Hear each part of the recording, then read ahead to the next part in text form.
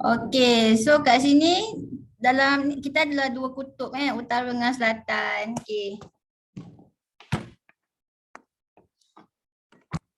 Ya, mana tu?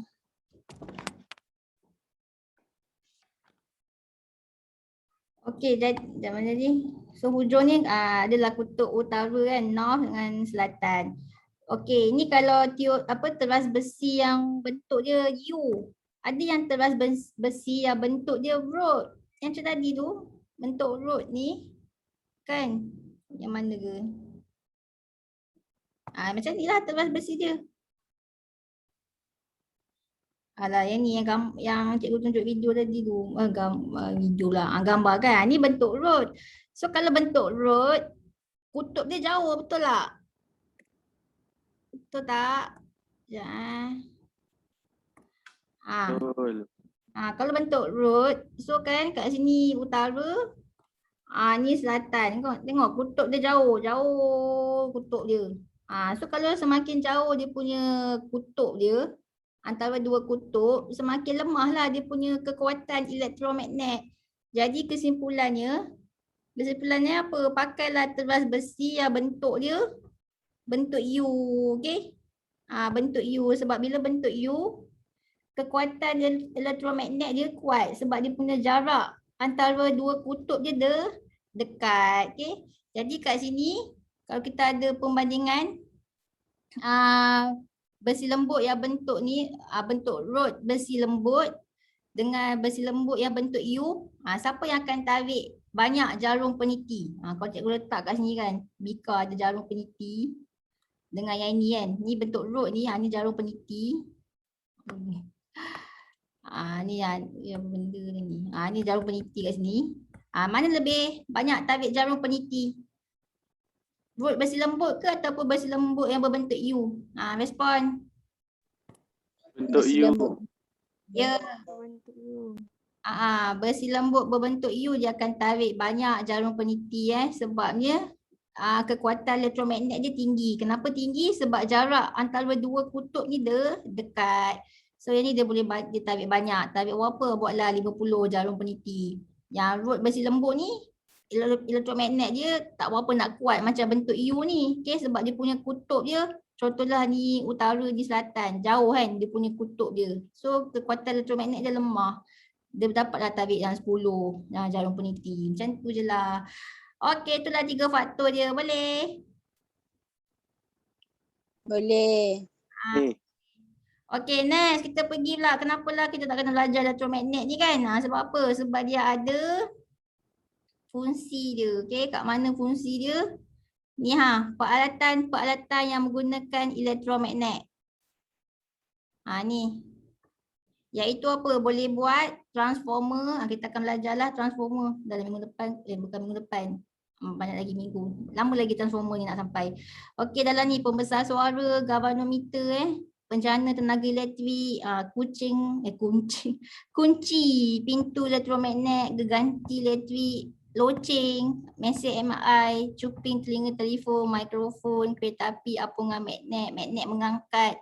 Ni magnet mengangkat ni biasanya dalam ni kan, kalau nak angkat besi-besi buruk kan, tak pun kereta-kereta yang dah 30 tahun punya kereta yang dah tak pakai tu kan, dia orang letak satu tempat. So kan nak angkut kereta tu kan yang dah jadi besi buruk tu, masa dia nak angkut, dia guna magnet mengangkat lah untuk angkut kereta ni pindah ke tempat lain. Dia angkut guna magnet. Okay? Sebab kita tahu kan kita boleh buat elektromagnet. So dia akan buat satu elektromagnet yang besar, gedabak. Okay, dia gunalah teras besi lembut yang apa? Teras besi lembut yang besar. Okay, nanti dia akan buat gegelung-gegelung pada teras besi lembut tu. Okay, dia nak alihkan arus. So nanti akan apa? Teras besi lembut ni akan senang dimagnetkan. Nanti dia dapatlah tarik kereta-kereta yang dah besi-besi buruk tu. Okay, boleh bayangkan tak? Boleh? Boleh. Okay, so kat sini, dalam KSSM dia tak ada tau suruh explain pasal apa loceng elektrik kan. Tak ada Yang ada dalam KBSM. Geganti magnet. Dia tak ada dalam KSSM sebab apa? Sebab korang dah belajar benda ni. Korang dah belajar benda ni, loceng elektrik. Kenapa tak ada dalam KSSM? Tak pernah pun. Asal ada yang kata korang sebenarnya dah belajar masa sains PT3, KSSM, sains PT3. Ada tak korang belajar pasal ni? Macam mana loceng elektrik berfungsi ni? Tak ada Suhail kata tak ada pula. Okey, tapi tak ingat. Sebab pasal kan tak ingat. Okey, mungkin dalam buku teks dia tak ada, tapi buku teks KBSM ada. Okay, walaupun dia tak ada dalam buku teks KSSM, dia tak ada dalam ni, dia boleh keluarkan soalan ni sebab dia anggap kamu dah belajar masa sains PT3. Dia anggap kamu dah belajar sains PT3. So, dia boleh keluar dalam SPM. Walaupun dalam buku teks kamu tak ada. So, dalam ni kan boleh buat jadi soalan kebat. Soalan kebat. Okay, tapi tak adalah kebat sangat. Kebat ke? Okay, cuba tengok. Yang mana satu akan dimanagkan? Kalau cikgu nak habis kelas dalam 50 korang kisah tak? Lama sangat lah 12.50. 12.45 tak apa, kita habis 12.45. Apa? Tak apa. Tak apa Okey, so kamu tengok ni, loceng elektrik ni. Okey. Kat mana yang akan dimagnetkan? Cuba tengok bahagian dia. Dia ada bateri. Ni apa? Switch tekan, spring. Cuba korang tengok dia punya label-label ni. Yang mana akan dimagnetkan? Respon. Tak tahu. Teras besi lembut. Ya, teras besi lembut akan dimagnetkan ni. Nampak je besi lembut ni. Okay, dia akan dimagnetkan. So, teras besi lembut ni akan dimagnetkan. Kenapa boleh dimagnetkan? Sebab ada arus mengalir pada gegelung. So, ni terminal positif, ni negatif kan. Sekejap, kenapa cikgu punya pen ni colour hitam? Okay. So, ni positif, ni negatif. So, arus tu mengalir kat sini kan. Mengalir. Okey, so bila arus tu mengalir pada gegelung, jadi pada gegelung ni pula kita lilit pada teras besi lembut. So teras besi lembut ni akan dimagnetkan. Okey, bila dimagnetkan, dia akan tarik apa? Cuba tengok dia tarik apa? Apa yang logik untuk dia tarik? Dah jadi magnet. So mesti dia tarik apa? Dia tarik anchor besi. Besi lembut ni pun dia anchor ni pun dia buat daripada besi lembut Okey, tak kisahlah. Okey, dia tarik anchor besi ni. Bila dia tarik anchor besi, so apa jadi dengan penukul ni? Dia tarik, penukul ni akan buat apa? Dia akan pukul gong. Okey, dia akan pukul gong ni. So berbunyilah gong tersebut. Okey? Faham? Faham tak? Dia punya ni, prinsip kerja dia. Faham. Faham. Okey, bila dia dah tarik penukul ni, kan penukul ni pun dah pukul gong. Okey, dia dah tarik penukul dengan anchor besi ni pun dia tarik ke sini. Apa jadi dengan sini? Bahagian ni Bahagian titik sesentuh tu. Apa jadi kalau dia dah tarik anchor besi? Titik sesentuh tu akan jadi apa? Dia akan bahagian ni, part ni, bahagian ni dia akan terpisah. Okey, dia akan terpisah. Nanti cikgu tunjuklah video. Cikgu explain dulu. Dia akan terpisah pada titik sesentuh ni akan terpisah. So bila dah terpisah, ada tak arus mengalir? Boleh ke arus mengalir? Kalau dah terpisah. Bahagian ni terpisah. Boleh tak arus mengalir?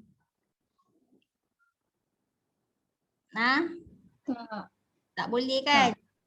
Tak boleh Okey. Sekejap, mana tadi handout tadi? Okey. So bila arus dah terpisah, titik sesentuh ni dah terpisah, arus dah tak boleh mengalir. Bila arus dah tak boleh nak mengalir, so nanti teras besi lembut tu akan diniah magnetkan lah. Okey, diniah magnetkan, dah hilang kuasa magnet dia, okey? Dah diniah magnetkan. So bila dah hilang kuasa magnet, dia tak dapatlah tarik anchor besi ni. So nanti anchor besi tu dia akan return. return balik. Dia akan kembali ke bentuk ke kedudukan asal. Bila dah kembali ke kedudukan asal, penukul ni pun tak dapatlah pukul gong ni. Okey, dia kembali ke keadaan asal dia. Okey. Jadi kemudian bila dah kembali ke keadaan asal, nanti sesentuh ni dia akan bersentuh balik. Okey, dia akan bersentuh balik. So arus boleh mengalir balik. Nanti dia akan dinyahkan balik. Dah penukul ni boleh pukul gong ni balik. Nanti kat sini terpisah balik. So nampak tak dia punya prinsip dia tu berulang-ulang. Dimagnetkan, dinyah magnetkan. Dimagnetkan, dinyah magnetkan. Faham ke ni? Faham? Contohnya macam ni video. Okey, kamu tengok video ni Okey, ni mana teras besi lembut? Ni. Sekejap, siapa? Ini teras besi lembut Teras besi lembut. Dia akan dimagnetkan bila ada arus dan dinyah magnetkan bila tak ada arus. Okey, sekarang ni kamu tengok ni jap Oh, cuba ke ni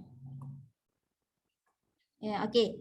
Okey, sekarang ni arus dia mengalir kan. Ni sesentuh ni nama dia sesentuh. Sesentuh. Okey, ataupun titik sesentuh.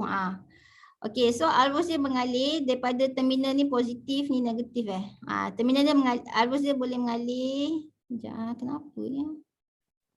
Okey, arus dia mengalir daripada terminal positif, dia mengalir kat sini. Dia mengalir pada gegelung, so teras besi lembut tu akan dimagnetkan. So dia akan tarik apa? Dia akan tarik ni. Apa nama benda ni? Anchor kan? Anchor besi. Dia akan tarik anchor besi. So kamu tengok dia tarik. So dia tariklah anchor besi. Macam tu. Nampak tak dia tarik? Dia tarik anchor besi. Okey, bila dah tarik anchor besi, so dengarlah bunyi gong kan? So kamu akan dengar bunyi loceng kan? Dia pukul gong ni, so dengarlah bunyi loceng. Okey, sekarang ni bila dah pukul gong, apa jadi dengan sesentuh ni? Nampak tak? Apa jadi pada sesentuh? Respon. Terpisah. Dia terpisah. So bila dia terpisah, arus tak boleh mengalir. So bila arus tak boleh mengalir, nanti teras besi lembut ni akan apa? Dinyah magnetkan. Okey, dinyah magnetkan, hilang kuasa magnet dia. So dinyah magnetkan, bila dia dinyah magnetkan dah hilang kuasa magnet dia, so dia tak dapatlah tarik anchor besi ni dah. Bila dia tak dapat tarik anchor besi ni dah, so nanti anchor besi ni akan kembali ke keadaan asal. Okey, dia kembali. Okey, tengok dia kembali ke keadaan asal. Dah kembali ke keadaan asal. So bila dah kembali, nanti sesentuh ni apa pula? Sesentuh ni dia bersentuhan balik. Ya, dia bersentuh balik. Bila dia bersentuh balik, arus pun boleh mengalir. Lepas tu teras besi lembut pun akan dimagnetkan semula. Dia dapatlah tarik anchor besi ni. Dan benda ni berulang-ulang. Tu yang jadi macam ni. Pukul tak pukul. Pukul tak pukul lah. Faham? Boleh? Faham? Faham. Faham. So itulah loceng elektrik. Okay, next. Okay, last. Sekejap ni pula geganti magnet. Okay, ni geganti magnet ni last Pasal tak ada dah. Okay, sekejap. Mana? Cikgu nak clear kan. Okay. Okay, geganti magnet ni kita juga ni dia juga dikenali sebagai Swiss geganti. Okay. So Swiss geganti ni apa? Dia kontrol, dia kawal arus pada litar lain. Pada litar lain. Contohnya lah kamu nak buat litar bom. Ada pula kan litar bom.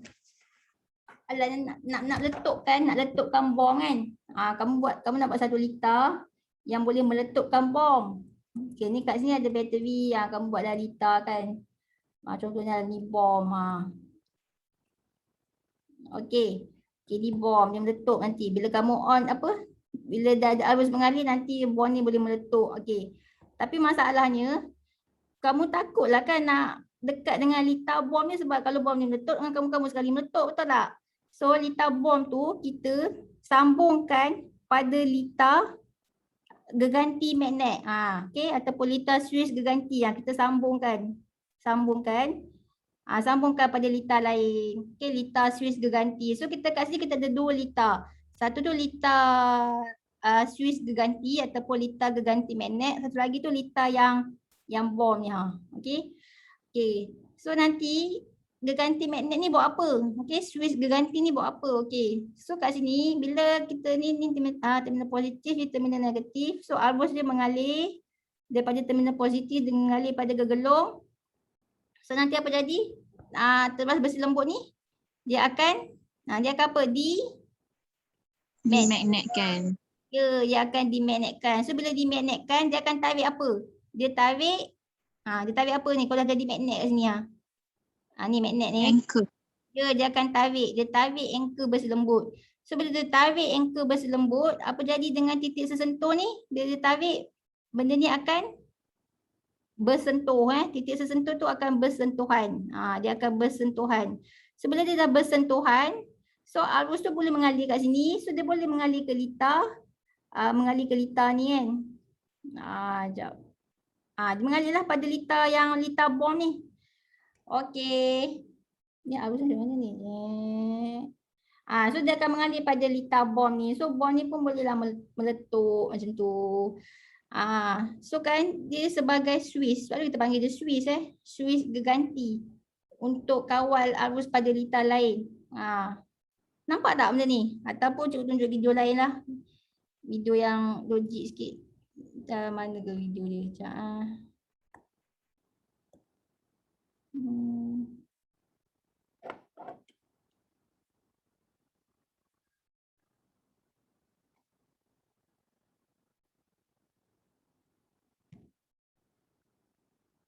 Okey, ni relay switch, iaitu switch geganti. Dia macam ni lah. Okey. Geganti magnet ataupun switch geganti. So dia ada gegelung. Lepas tu dia lilit pada terbas besi lembut lah. Okey, ni kontak, ni sesentuh. Okey, ni sesentuh. So nanti okey, lepas tu ni dia nak hidupkan litar yang ada mentol ni. Okey. Ni mentol dia nak hidupkan. Okey, tengok ni. Sekejap.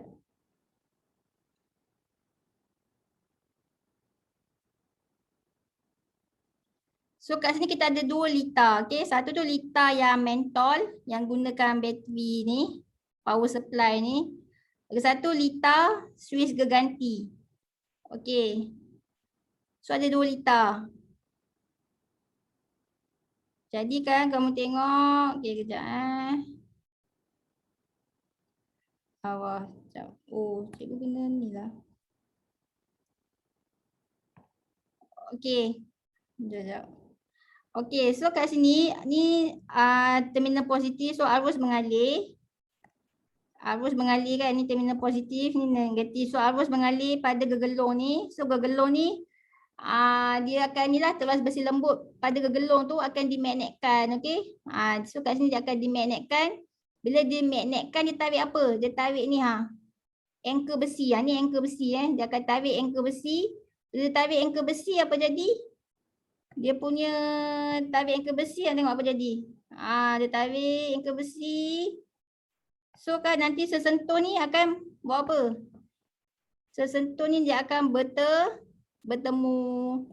Okey? Boleh? Faham?